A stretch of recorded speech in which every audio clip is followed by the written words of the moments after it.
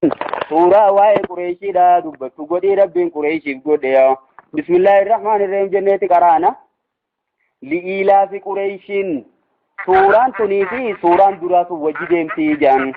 أكم وجديمتي إذين تنيفي تأوليسون والقبتي ديمتي فجعلوا مثاني قدي كاس ما كول جيشون أكا ألالاتي قدي ماليف لإلاف قريشين جيشون قريشي همبسو جيشا كاس قدي جدا إلافهم أما اللي إساني أنبسوا جيتشا أكا ونسون إساني أبتمال ريلة الشتاء يجون قدانا قناتي في والصيف يجون قدانا بنا يجون عربوني خرالما قدانا جاوري مكاسون بيتي ثاني بيا مرغن قبني بيا هو إتودا أما لأجزي قنا الشتاء كيسا يغرى يمن قدانا يمن كمال قبديشو بيتو قدانا ريما يمنين تون ايوه بيا قبنا وان تاتيف مو بيا هو اوان تاتيف biyya ho'aa waan taateefi gizee gannaachi godaanan jenama gizee bonaa immoo gara shaam godaanan jechuun seeriyaa faatichi godaananii biyya qabbanaatee jechuuma biiti suni saniifuu amala kondiishina haala qilleensaa bareedaa argachuudhaaf akkuma ammaa uummanni Jabuutiidhaa gara Itoophiyaa wal godaanu kana isaanis akkasi godaanuu turan yoo shammadaaf Yamanii fi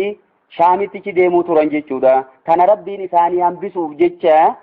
jara san akkas godhe edaanuu namni biyya Makkaatiin lolee kastaa lakkii nuti isaan hin tuqnu kaabaa keessa jiraa jedhanii akka kabajaman jechuuf rabbiin akkas godhe yoo li'ilaafi Qureeshiin jechuun Qureeshii qananiisuuf jecha jee warri fasaree jiramma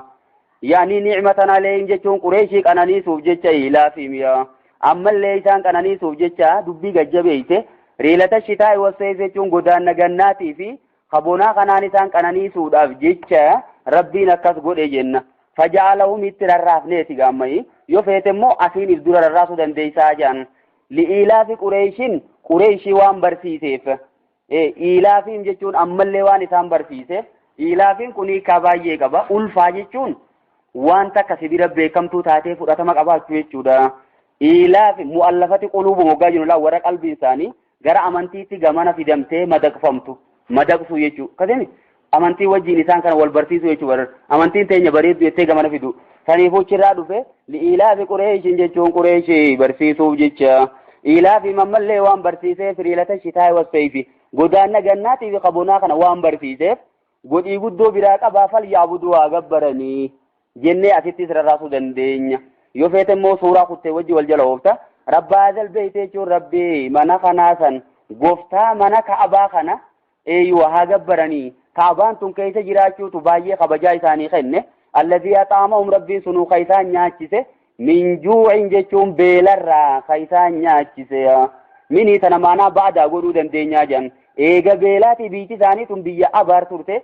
bakka beeltii isaan fixuu turte gaafa duraati achi booda rabbiin nyaachise wa'aamanahum jechuun kaisaan nagaya godhe min khoofin jechuun sodaarraa shoorarkaa addunyaa keessa jirturraa biitti isaanii biyya nagayaati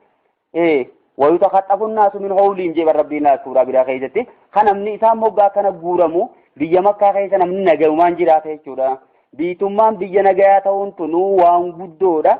سنيفو ربي أجبرني نعمة نفي ربي قني سورة المعروف